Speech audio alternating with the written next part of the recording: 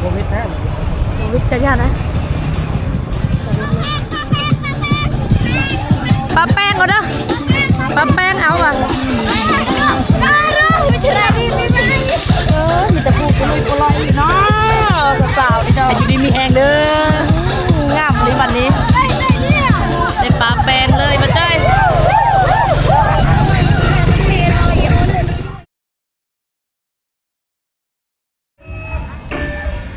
สบายดีและสวัสดีเด้อสบายดีวันสงกรานต์สบายดีปีใหม่ลาวหมดสุขุสุคนเด้อพ่อแม่พี่น้องปองไปบ่ว่าจะเป็นทางภายในและต่างประเทศเนาะบ่ว่าทั้งเป็นเมืองไทยและทั้งอยู่ทั้งต่างประเทศเนาะ FC ของบ่าวจอยหมดสุขุสุคนมื้อนี้พามาเก็บภาพบรรยากาศวัน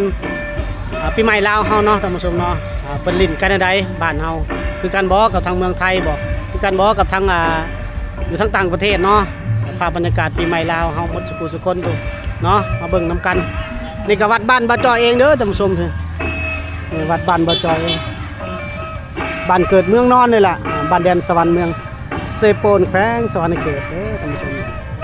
ภาพบรรยากาศก็มีมื้อนี้มื้อที่3เนาะวันมื้อที่3ของมื้อสงกรานต์เพราะว่าอยู่ลาวเฮาลิ้นแต่3มื้อมื้อ14 15 16มื้อนี้เป็นวันที่16ท่านผู้ชมเนาะเป็นภาพบรรยากาศวัดบ้านบ่าวจอยเองท่านผู้ชมเนาะเมื่อวานนี้คนออกมาสงผ่าหลายเมื่อวานนี่เนาะมื้อนี้บ่หลายปานใดมื้อนี้สบายดีเด้อไปกับสาวผู้ไทยขี่มอเตอร์ไซค์ไปเด้อมื้อนี้ขี่รถจักรไปเฮาก็แบบชิวๆเลยได้อยากไปแบบนี้อยากได้บรรยากาศแบบนี้เนาะมื้อนี้คนบ่หลายมื้อนี้เมื่อวานนี้คนออกมาสงผ่าแต่ว่าน่าจะเป็นบ่ายๆแล้วคนเริ่มหลายเนาะบรรยากาศเวลาวัดบ้านบ่าวจอยท่านผู้ชมปกติเข้าวัดต้องนุ่งศีลผู้นุ่งศีลผู้นุ่งสงฆ์ว่าเฮาขี่มอเตอร์ไซค์เดี๋ยวเฮาสิไปนุ่งศีลเด้อได้เฮาไปไกลปะเข้าไปหาเก็บภาพบรรยากาศมื้อเทื่อเบิ่งเทื่อเห็นสาวลาวบ้านเฮาเนาะนางเอกกะจักไปทางใดมื้อนี้บ่ได้อันนั้นกันหมดบ่ได้ติดต่อหากันช่วงนี้แตกไปแตกลาวเด้อพุ่นบรรยากาศโซนพุ่นมันบ่อนสงพระเพิ่นมาลงสงอยู่พุ่นเนาะก็ขี่รถน้อยรถใหญ่อันนี้มันพระทรายเนาะพระทรายนี่แหละเพิ่นจะได้อันมืออื่นแม่นลงใส่บาตรแล้วก็ตบกองทรายเนาะอันนั้นมันซิมเด้อท่านผู้ชมซิมใหม่กำลังสร้างอยู่ตอนนี้กำลังระดมทุนสร้างอยู่เนาะผู้ชมที่รับชมอยู่อยากมีส่วนร่วมอยากทำบุญติดต่อเข้ามาได้เด้อท่านผู้ชมเนาะเพราะว่ายอดเงินที่สร้างซิมนี่ก็เป็นการระดมทุนเนาะเป็นการถวายหัวสันสาถวายเขาวัดพอออกไม่ออกญาติโยมนี่แล้วเนาะถวายเขาวัดสร้าง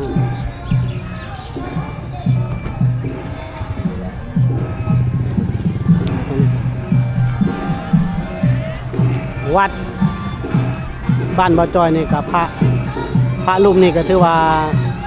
สิว่าใหญ่กว่าหมู่ในแขวงสวรรค์เขตก็ได้ท่านผู้ชมเนาะ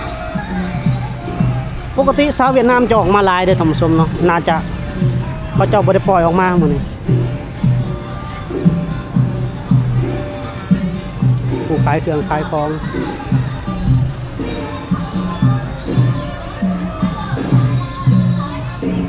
เมื่อวานนี้คนหลายท่านผู้ชมเนาะ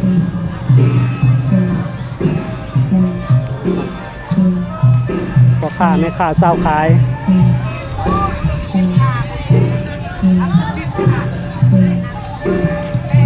ไปได้ขายมันอยู่บ่ซื้อง่ายขายมันมันกันประมาณปานใดวานนี้คนหลายแล้ววานนี้เนาะวานนี้คนหลายวานนี้เขามาสงผ้าได้วานนี้มื้อนี้เขาลิ้นอยู่เฮือนมื้อนี้คนเซโปนหมู่บ้านนี่หลายแม่นคนบ้านเฮาบ่หลายคนบ้านเฮาคนเวียดก็บ่มาคนเวียดปีนี้เป็นไงคนเวียดจักว่าบ่เห็นมาเพราะคนบ่หลายเนาะบ่หลายปีแต่เก่าหลายเขาบ่ได้ปล่อยออกมาบ่จักเนาะที่จริง คนทางเขาบ่ได้ปล่อยออกมาคนทางเฮานี่ปล่อยเห็นกระตุ้นเศรษฐกิจคันปล่อยออกมาแหละพ่อค้าแม่ค้าบ้านเฮาก็มีรายรับหลายเอาขอบใจบอลถ่ายรูปก็มีได้อท่านผู้ชมนี่สบายดีปีใหม่นะมองนี่เนาะญี่ปุ่นก็มีโซนปุ่นก็มี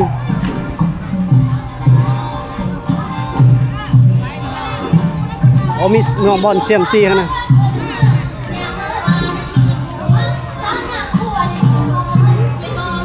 มีผู้นุ่งสิ้นแล้วก็มีผู้นุ่งส่งเนาะ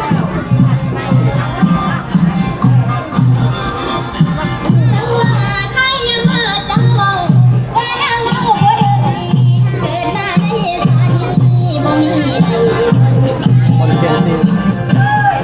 เอาแก่บ้านเนาะผู้เฒ่าผู้แก่บ้านบ่จอย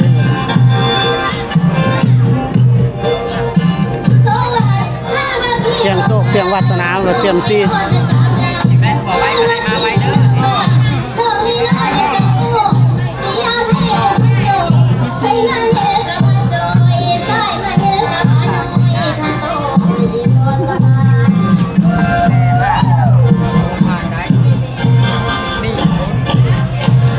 เสียมซีแล้วก็มาอ่านแล้วก็ผู้เฒ่าผู้แก่คนผู้แขนผู้คอตัวแขนให้คนผู้เฒ่าผู้แก่คน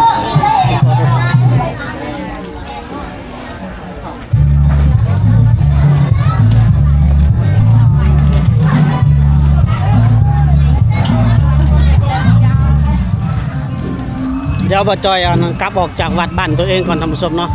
ให้เบิ่งเล็กน้อยเนาะเดี๋ยวจะไปวัดบ้านอื่นอีกก็สิเอาประมาณนึงเนาะมื้อนี้เนาะเก็บภาพบรรยากาศให้ทำสมได้เบิ่งนำกันแต่บ่ได้เห็นสาวๆมื้อนี้เนาะ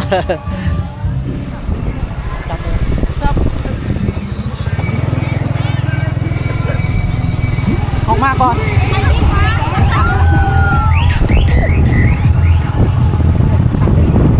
มันยังยกยัง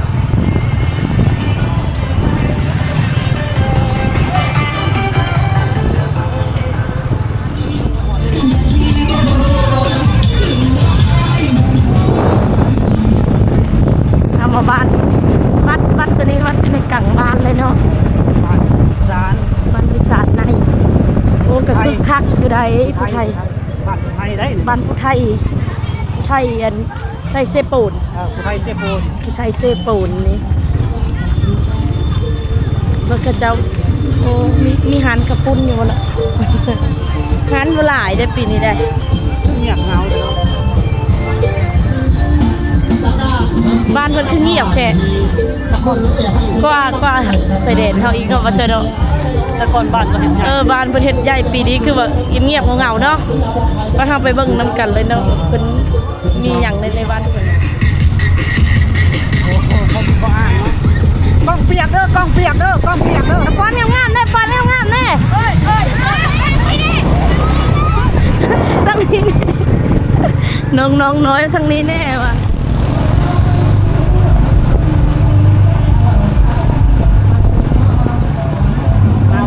บ้านดงตอนใส่หรอเนาะฮะอะไรจอดอะไรก็ดีแล้ว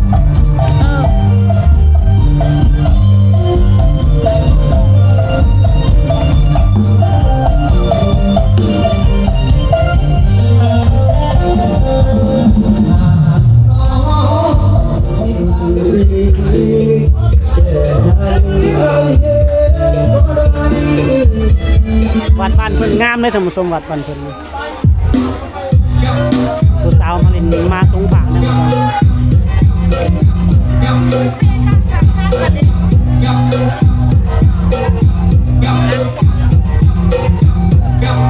ม่วนได้วัดบ้านเพิ่นลิด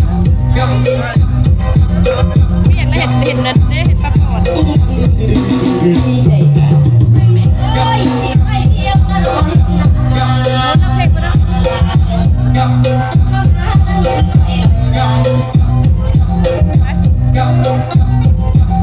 ผ่านนะบักคนนี้เป็นโควิดแท้โควิดจะยากนะ ปลาแป้งเอาเด้อปลาแป้งเอาอ่ะ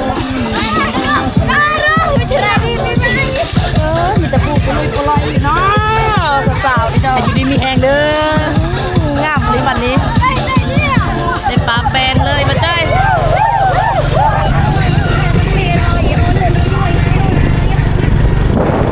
ท้องก็เข้าหู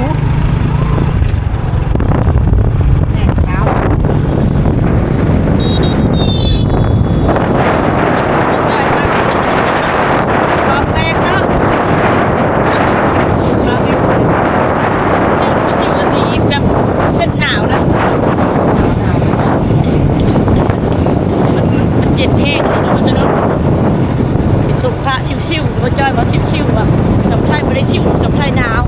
เพราะว่ามันหนาววันนี้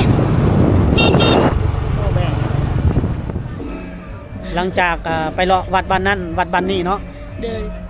ก็บ่สู่วัดบ้านเจ้าของมื้อนี้คนบ่หลายธรรมดาเมื่อวานนี้คนหลายหนาวก็อากาศคือว่าเย็นๆเนาะเดี๋ยวเฮาสิขึ้นไปรีวิวข้างเทิงนั่นวัดสูงๆนี่ท่านผู้ชมเนาะพระว่ามื้อนี้เขาเจ้าก็เริ่มนั่นเลยเนาะประมาณมื้อที่3แล้วดิก็เริ่มคนก็เริ่มบางลิ้นอยู่ในครอบครัวไผครอบครัวลาวแล้วก็ทางวัดบ้านเฮานี่ก็สิไปแห่ต้นดอกไม้เพิ่นว่าเนาะจะสิไปแห่ใส่เนาะก็แห่กลางบ้านรอบบ้านนี่ล่ะวะคือว่าเพิ่นไปเอาอยู่บนบ่ก็ทุกปีเพิ่นก็เฮ็ดติวะคือว่าเพิ่นคืออยู่อัสสพรเพิ่นไปเก็บเอาดอกไม้อยู่แถวทงหน้าแล้วก็เอา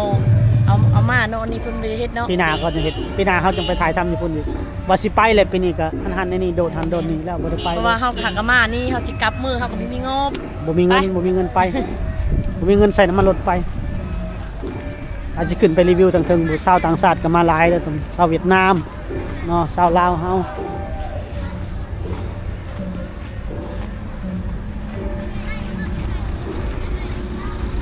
ผู้สาวมาแต่บ้านเลยเนาะมาแต่เซฟ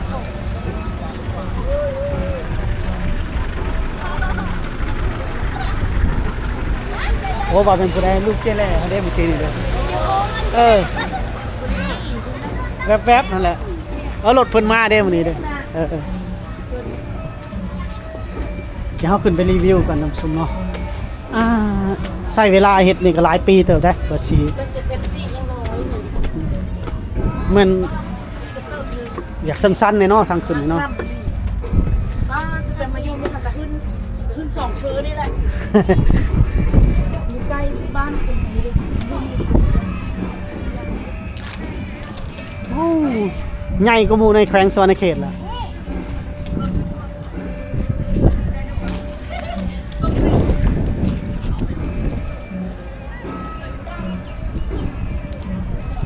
ส่วนใส่งบเฮ็ดหลายปานใดนี่บ่จอยก็บ่ฮู้จักกันเนาะฉันแล้วสงกรานต์เกือบขาดแล้วฮะเกือบขาดแล้วอย่าลุดเลยเอ้ยหากระถอยออกมาใหม่ๆนี่นะถอยบ้านนี่ถอยเกือบมาใหม่ใส่บ่แล้วของสงกรานต์เฮาว่าจะขาดเลยใหญ่ใช่เนาะฮู้เด้อทางเฮือนบ่จอยจะทำพูดซึ่งน่ะพกลำใหญ่บ่มีเห็นเถิดบางเฮือนมันจะบางพูดมีแต่ต้นลำไยนะบ่แม่นได้ตัวหน้าแท้ๆนี่มันพูดอยู่ในพุ่นแดงๆข้างหลังพูดมีส่วนมันข้างหลังเนาะมุมสูงเลยเนาะป้าคักเลยเนาะบ้านใกล้วัดใกล้บ้าน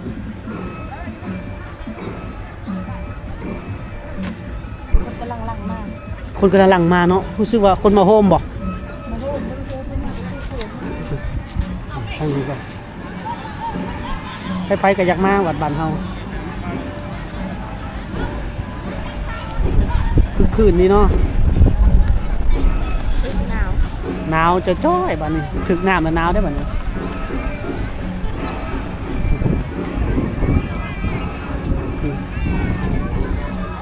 ได้โดนมาบินโอ้คักขนาดได้เนี่ยท่านผู้ชมสำหรับงานวิดีโองานของเฮานี่ก็ยูทูบเบอร์เฮายังอยู่ยังต้องการอยู่2อย่างนะตอนนี้คือกล้องถ่ายรูปกับโดรนเนาะกันได้2อย่างนี่ก็ถือว่าโอเคแล้วพอใจตอนนี้อยากได้แฮงมันกล้องถ่ายรูปจะได้กล้องถ่ายรูปแฮงยังบ่มีงบพอเพียงพออยากเอาไว้ถ่ายสาวๆบ่ถ่ายภาพนั่นภาพนี่แล้วก็เอาไว้ ถ่ายรูปรับจ้างเลยถ่ายภาพรับจ้างเนาะยังเก็บเงินอยู่บ่จอยอยากได้ให้มันถ่ายภาพกล้องถ่ายภาพเอาไว้รับจ้างเลยรับจ้างถ่ายภาพงานดองงานแต่งงานต่างๆเนาะคนอยู่หลุมหลายเนาะ มันไปแห่นะบางคน ปีใหม่ฟ้าใหม่ก็มาฮดทรงมาฮดอันนี้ฮดถาดพอก่อนท่านผู้ชมเนาะ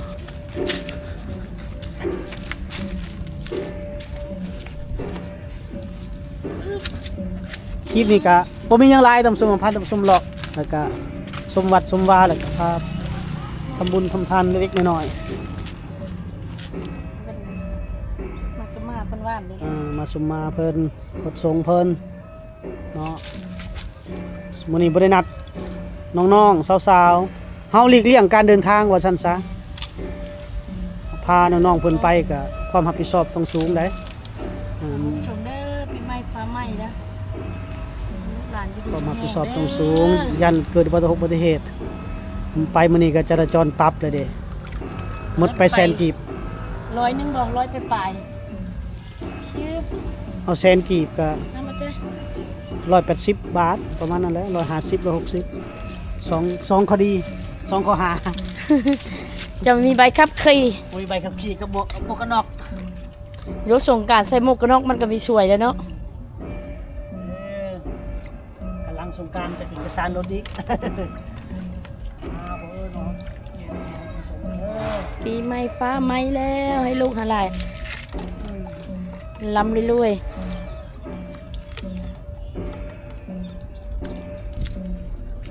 มันคือในจมเทาะมันเลยเพราะวันนี้ก็พาลูกหลานเพิ่นมาวันนี้ลูกชายเพิ่นมาวันนี้มาแต่งขันห้าให้เอาเทาะมาเลยหมดเลย รูปแน่เปื้อนเลย หอมข้างในนะ แมน น้ำธรรมดา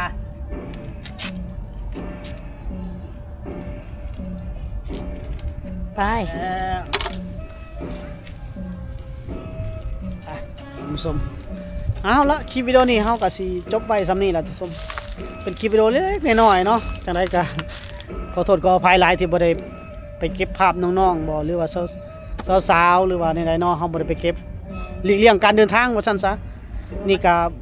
บ่มีคลิปแห้งหรอกออกไปเลาะๆเอาเล็กๆน้อยๆมื้อนี้ก็จราจรก็เต็มทางหมดรถล่างกับผู้ขับเนาะไว้ผู้ขับซ่าเนาะเฮาระมัดระวังแต่หมู่บ่ได้ระมัดระวังก็เลยเซฟตัวเองไว้ดีที่สุดเนาะทำสมเนาะอดใจรอเอาหลังจากพ้นสงกรานต์นี่ก็สิออกไปหาคลิปคือเก่าเนาะ